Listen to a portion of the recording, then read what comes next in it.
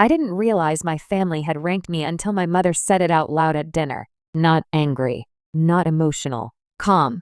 Your sister's family always comes first, she said. You're always last. She didn't look at me when she said it.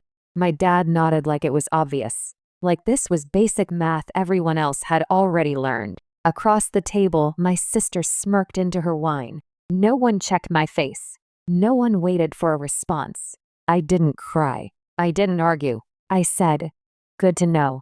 And the room moved on. That's when something snapped. Not my heart, my loyalty. Because once someone tells you exactly where you stand, believing otherwise becomes a choice. Before I tell you what I did next, take a second to hit like, subscribe, and comment where you're listening from. And tell me, have you ever realized you were last in your own family?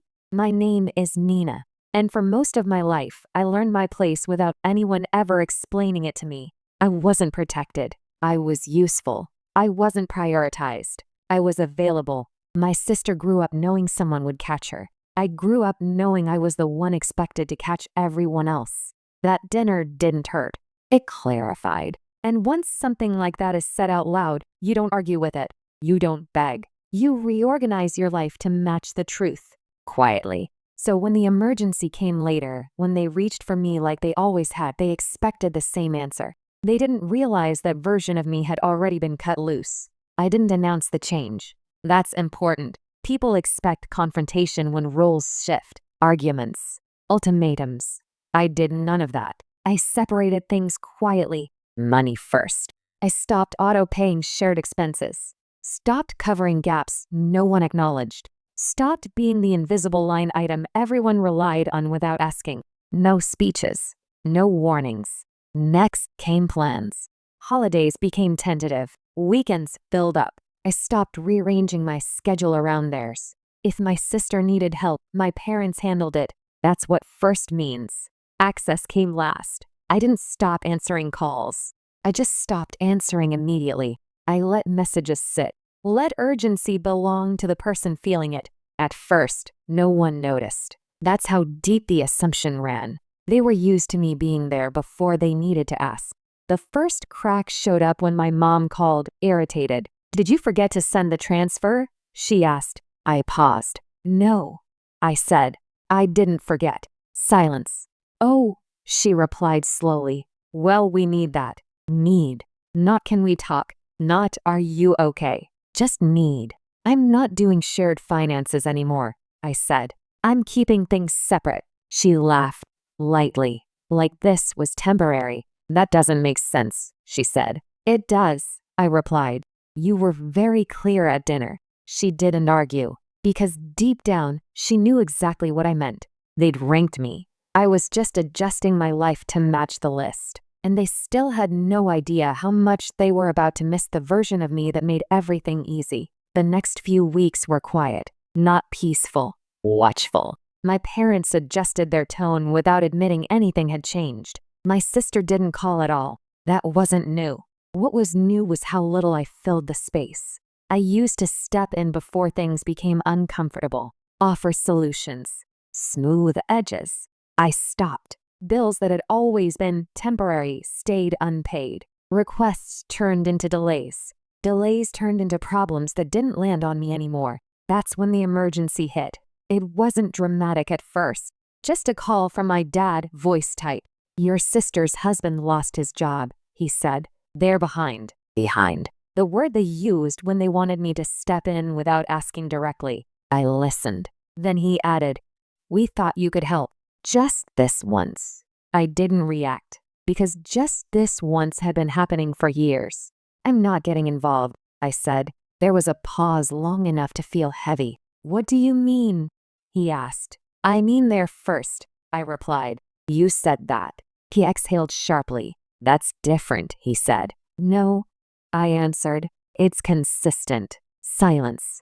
The emergency they expected me to solve didn't scare me. What scared them was something else. For the first time, the person they put last wasn't available to fix what came apart. And suddenly, the rules they'd spoken so confidently at dinner started to sound less comfortable when applied exactly as stated. They didn't accept it right away. That would have required honesty. Instead, they reframed. My mom called next, voice softer than my dad's had been. Concerned, carefully wounded. "We're not asking you to choose sides," she said. "We just need help. Family helps family." I almost smiled, because that wasn't what she'd said at dinner. At dinner, family had a ranking. "I'm not choosing sides," I replied. "I'm following the order you gave me." She went quiet. Then, predictably, she tried guilt. "You've always been strong," she said. "You don't really need the money the way they do." There it was. Strength as a reason to be exploited. Stability as something you're punished for having. I didn't say I couldn't help, I said. I said I wouldn't. That distinction mattered. She sighed like I was being unreasonable, like fairness was an inconvenience. "This is an emergency," she said. I looked at my calendar, my bank app, my own life. "Then it's your emergency," I replied. "Not mine." The line went silent, not disconnected, just stunned. They'd expected hesitation, negotiation, a crack. They didn't get one.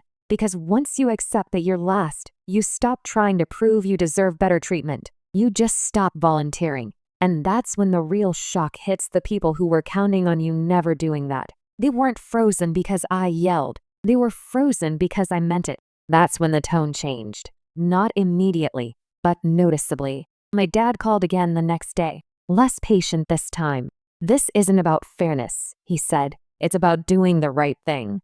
I let that sit, because the right thing had always been flexible when it came to me. The right thing, I said, would have been telling the truth sooner.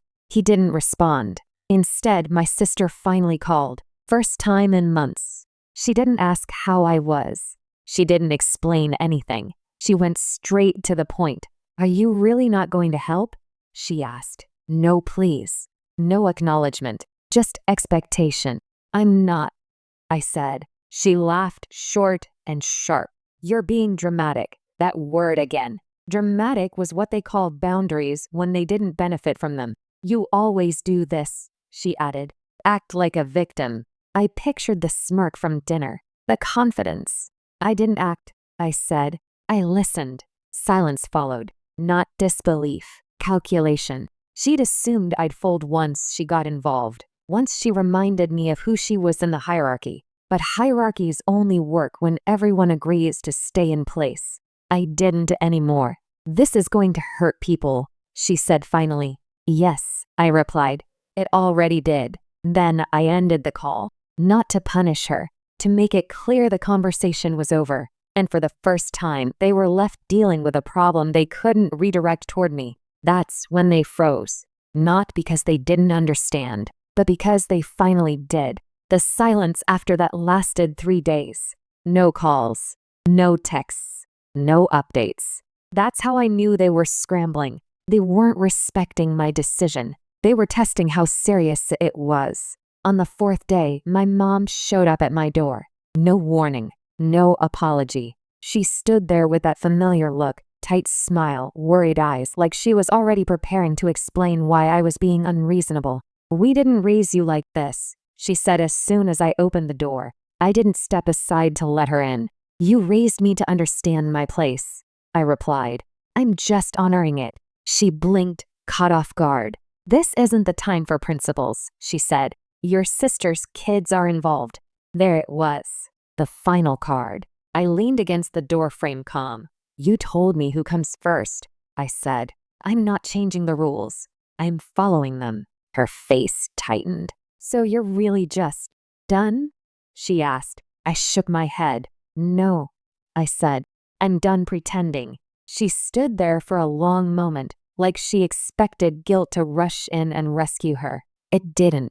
Finally, she turned and walked away without another word. That was when it fully landed. They weren't frozen because they didn't have options. They were frozen because the one person they trained to fix things had stopped responding on command. And once that happens, the entire system stalls. Not loudly, not dramatically, just enough that everyone finally feels the weight they've been handing off for years. And none of it was mine anymore. They tried to move around me after that. I heard about it from someone else.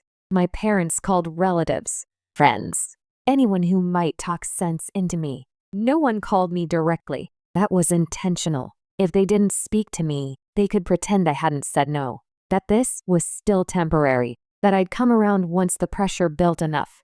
It didn't. The emergency got worse. Bills stacked up. Schedules unraveled. Plans they'd made assuming my support quietly collapsed. My dad finally texted, "We didn't think you'd take it this far." I stared at the message for a long time. This far. As if I'd crossed a line. As if I hadn't just stopped crossing myself out. I replied with one sentence. I didn't change anything. I just stopped compensating. No response. A few hours later, my sister sent a message. Long, defensive, angry. She said I was punishing her kids, that I was selfish, that I'd regret this. I didn't reply, because regret only works when you believe you're doing something wrong. I wasn't. For the first time in my life, I was acting exactly in line with how I'd been treated. Last. Optional. Not counted on. They'd said it themselves. All I'd done was take them seriously. And that's what froze them. Not cruelty. Not revenge. Consistency. When people build a system around you always giving more than you receive, they panic when you stop. Because then they're forced to face a question they never planned for. What happens when the person you put last finally believes you? By the end of the week, the story changed. Not the facts. The framing. I wasn't unhelpful anymore. I was cold. I heard it through a cousin who meant well but didn't know better. "They're saying you've changed," she told me carefully, "that you're not yourself." I thanked her and changed the subject, because that version of me, the one who fixed everything quietly, was gone. And that was the point. The emergency didn't disappear. It just became visible. Appointments missed, payments delayed, arguments they used to have behind closed doors started spilling out. My sister stopped calling. My parents stopped pretending this was temporary. That's when something unexpected happened. They adapted, not gracefully, not happily, but they did it without me. And that was the moment I knew I'd made the right choice. Because if everything collapses when you step back, that's dependency. But if things strain, shift, and continue, then you were never essential. You were convenient. I wasn't their backbone. I was their buffer. And buffers don't get thanked. They get blamed when they stop absorbing impact. The family emergency didn't end, but the expectation that I would solve it did. And once that expectation died, the power they thought they had over me went with it. Not in a dramatic explosion, in a quiet, irreversible recalibration. One where I finally understood something simple. Being last only hurts if you keep acting like you're first in line to save everyone else. The distance after that felt different, not tense. Settled. My parents stopped updating me. My sister stopped complaining. They weren't respecting me. They were adjusting to reality. I noticed it in small things. No more quick favors. No more assumptions about my time or money. No more casual expectations disguised as family obligation. They'd finally understood something they'd never considered before. I wasn't withdrawing to make a point. I was done participating in a system that only worked if I stayed quiet and last. A few weeks later, my dad sent one more message. "We wish things were different." I stared at it for a long time. Then I replied honestly, "They are different. That's the point." He didn't respond, and I didn't feel the urge to explain, because explanations are for people who still have leverage. What surprised me most wasn't their silence. It was my peace. I slept better, planned freely, spent money without calculating who might need it next. I didn't feel cruel. I felt aligned. For the first time, my actions matched my position. They'd told me where I stood. I'd believed them. And once you do that, once you stop fighting for a place you were never given, you stop feeling rejected. You just stop showing up where you were never meant to stay. I used to think being last meant I was failing, that if I worked harder, helped more, stayed quieter, the order would change. It never did. That dinner didn't make me angry. It freed me. Because once people say the quiet part out loud, you're no longer guessing. You're no longer hoping. You're no longer waiting. You know. My parents still talk about family, about unity, about how things used to be. My sister still assumes things will work out for her. Somehow. They always have. I don't argue with any of it. I just live differently now. I make plans that don't include them. I save money that doesn't disappear. I give energy where it's returned. And when the next crisis comes, and it always does, I already know how it will play out. They'll expect. They'll wait. They'll be surprised when nothing happens. Not because I'm bitter, because I listened. Being last taught me something I wish I'd learned sooner. You don't win by moving up in a system designed to keep you down. You win by stepping out of it completely. They told me who mattered most. I believed them. And once I did, everything finally made sense. Not painfully, clearly. And that clarity changed my life far more than their approval ever could.